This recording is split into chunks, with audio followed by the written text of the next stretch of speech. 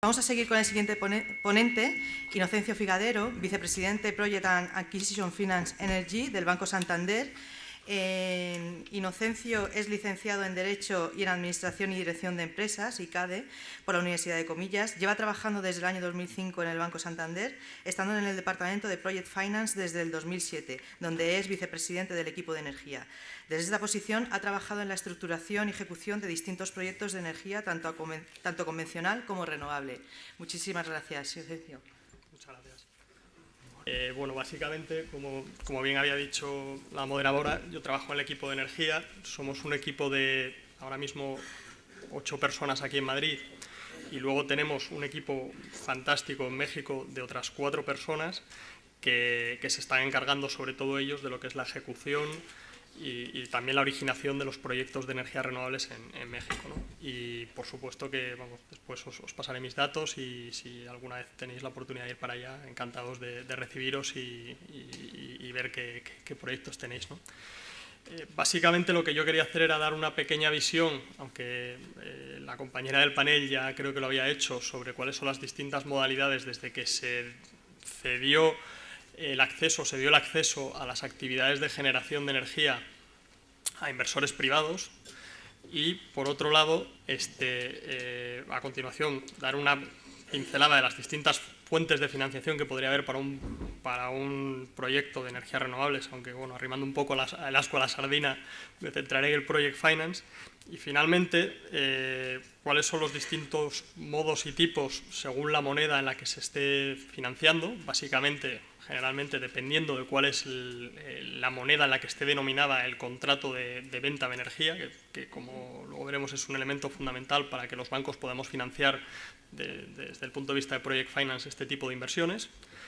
Y por último, y yo creo que esa, por lo menos para mí, es la mayor reflexión, hacer una pequeña revisión de ciertos aspectos que desde el punto de vista de la financiación de proyectos de energías renovables, y aunque la mayoría de nuestra experiencia, por no decir toda, está centrada en el eólico, es necesario poner el foco y tratar de mitigarlo en la medida de lo posible antes de venir con un proyecto. Y ahí hablaremos del tema de los terrenos de Oaxaca, que como bien dijo Jimena, desgraciadamente hemos tenido alguna que otra mala experiencia, ¿no? Entonces, vale. Básicamente, como bien había dicho Jimena, desde que hubo la ley de servicios energéticos y se privatizó el sector, se dio acceso al inversor privado a participar en las actividades de generación, ¿no? Antes todo era un monopolio de la CFE. Y básicamente tenemos las distintas modalidades, ¿no? Que como podéis ver es el autoabastecimiento, es decir, generar para el autoconsumo. Como bien habían dicho antes, hay un requisito legal mínimo que es el tener una participación o una acción dentro de la sociedad generadora, del socio al que tú le estás vendiendo, por eso se llama autoabastecimiento o autoconsumo. Lo que sería la cogeneración, que funcionaría similar a lo que tenemos aquí en España.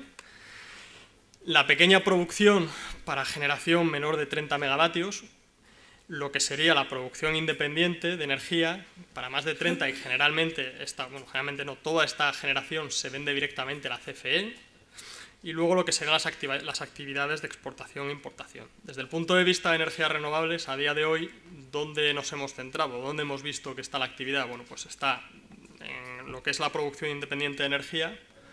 Por tamaño, ha habido distintas licitaciones con la CFE, casi todas ganadas por grandes developers españoles y que tienen contratos a largo plazo con la CFE de compra-venta, denominados en dólares.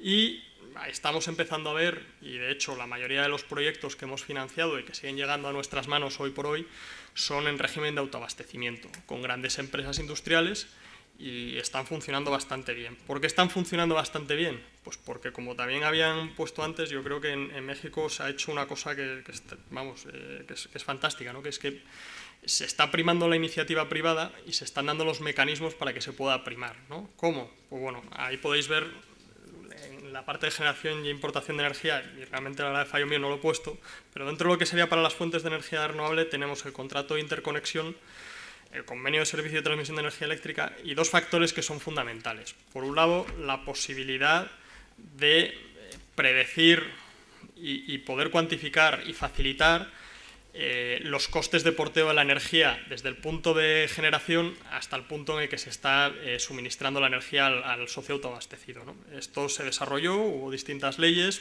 y la última ya, por fin, la última reforma, sí que permite que los bancos confiemos en cómo se cuantifican esos costes, ¿no?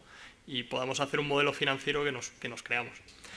Asimismo, además, existe otro mecanismo que creemos que ha funcionado bastante bien, está funcionando bastante bien, que es el Banco de la Energía. Es decir, al final, como vosotros lo sabéis mejor que yo, la energía renovable, por desgracia, no es gestionable, con lo cual es difícil que el perfil de generación case exactamente con el perfil de autoconsumo de un socio industrial, ¿no? Entonces, el Banco de la Energía, con sus limitaciones también y con ciertos riesgos, pero que son menores, o están bastante mitigados, permite almacenar, entre comillas, monetizando esa energía, la energía que genera el generador, para que posteriormente, si el socio autoabastecido lo necesita en otro momento, pueda retirarse, ¿no? Y compensar.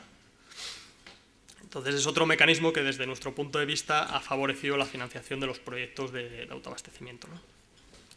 Ya os digo que a día de hoy, por desgracia, y como digo ahí, nuestra financiación está desarrollada en producción independiente y en régimen de autoabastecimiento y solo en eólico. A día de hoy no hemos visto proyectos de tamaño, se están trabajando, vienen muchos compañeros vuestros a presentarnos, pero todavía no está desarrollado lo que es el mercado de energía solar, tanto fotovoltaico como termosolar. Básicamente, y una breve pincelada también, sobre cuáles podrían ser los esquemas de energía renovable, ¿no?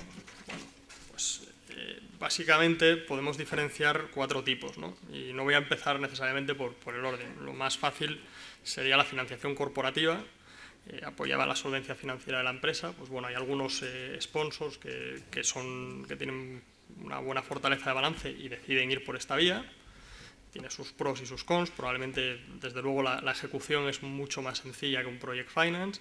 El coste, dependiendo del rating de la contrapartida, de la empresa, pues probablemente puede ser menor o inferior al de un project finance.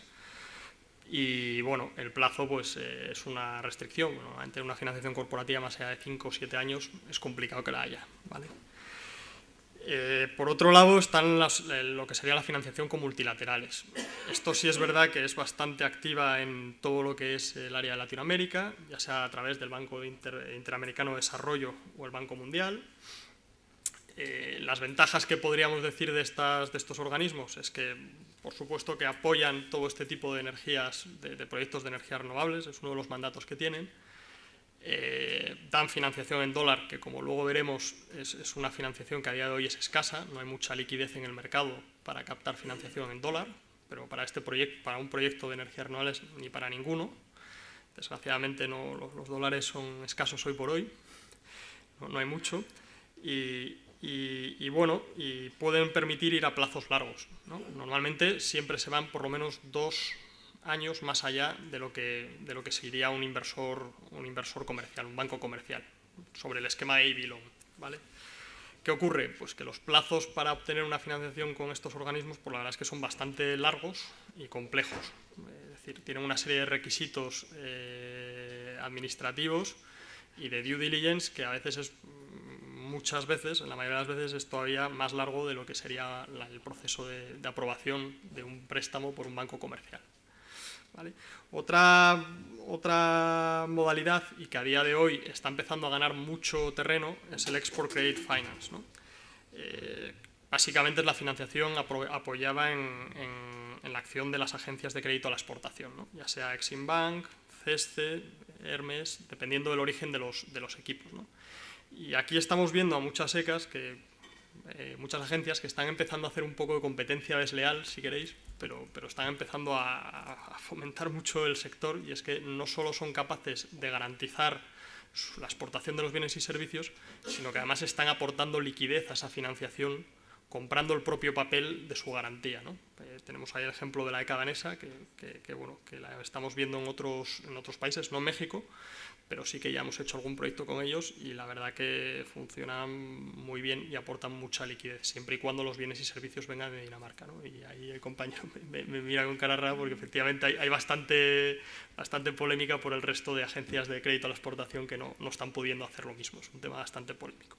Y finalmente estamos con la parte de Project Finance, ¿no? Que os diría que gran parte de todo el portfolio de parques que hay a día de hoy en México, sobre todo en el área de Oaxaca, que es quizás donde tenemos experiencia, se ha desarrollado mediante Project Finance, quitando alguno que es corporativo, el resto ha sido todo eso. Ya sea bien mediante una combinación de Project Finance con una multilateral o en algunos casos con alguna ECA, pero prácticamente todo se está desarrollando así, ¿no?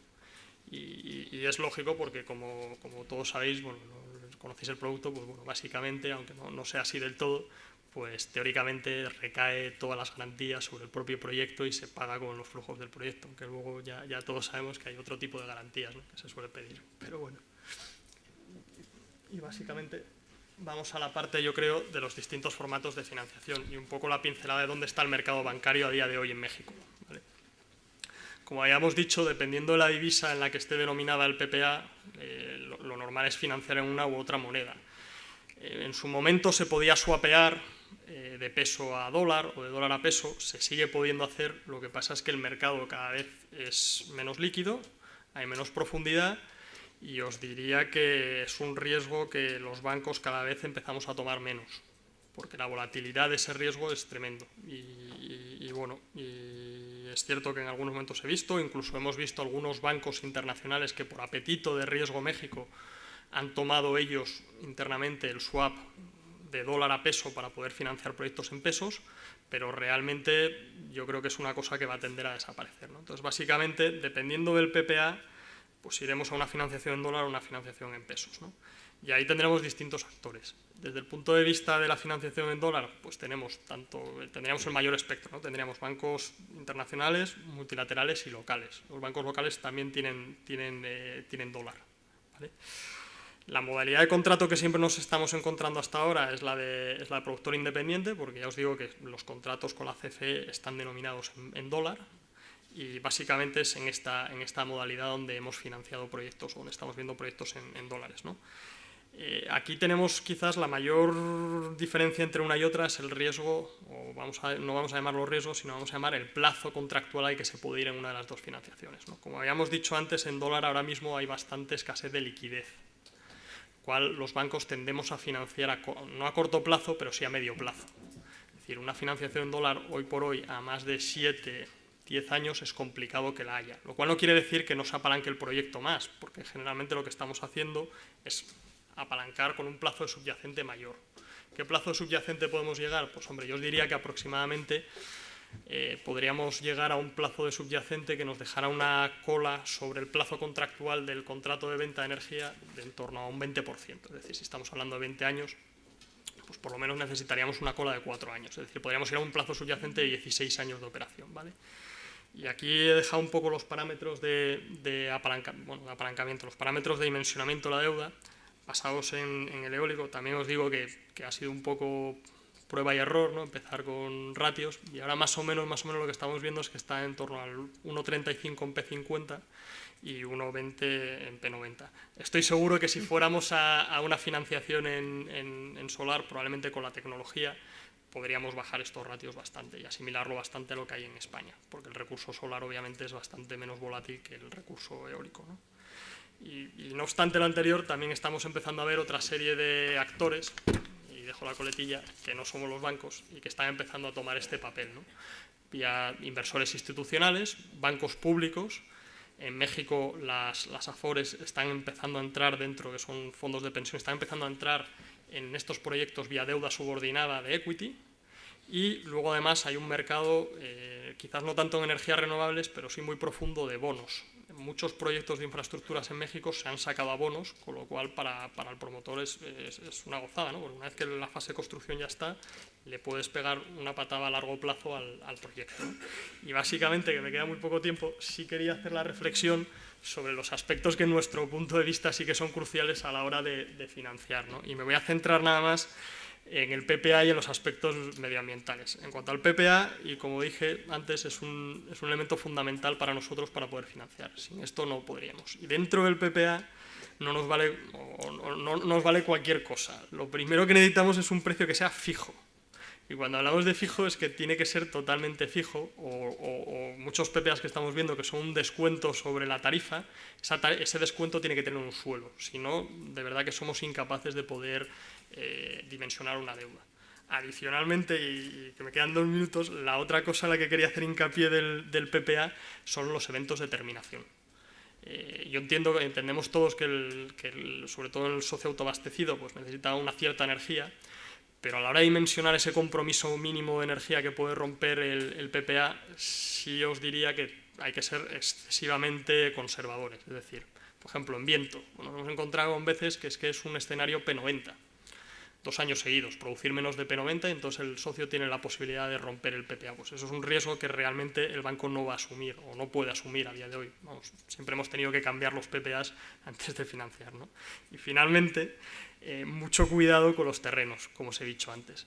No solo ya desde el punto de vista legal, porque es cierto que legalmente pues, México es un país que tiene un marco regulatorio, vamos, os diría que intachable, pero y quizás estamos mediatizados por las experiencias de Oaxaca, pero hay un problema social grande, sobre todo en las comunidades donde se suelen instalar este tipo de proyectos. Con lo cual, hago otro comentario más aparte del tema legal.